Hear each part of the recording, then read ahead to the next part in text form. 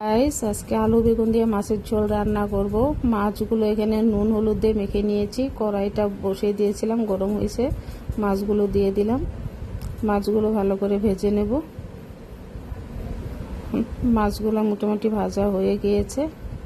এখানে আলু বেগুনগুলো কেটে নিয়েছি, মশলাটা করে নিয়েছি। কড়াইতে তেল দিয়ে দিয়েছি। এবার আলুগুলো ভালো করে ভেজে নেব।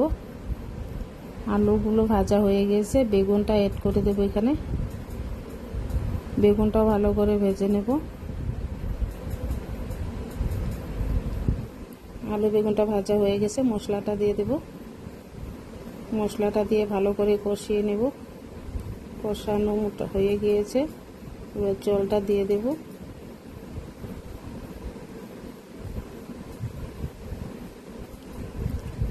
ঝোলটা ফুটে গেছে, এবার মাছগুলো দিয়ে দেব।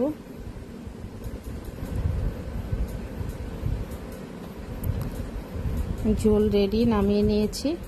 দেখুন কি সুন্দর কালার হয়েছে।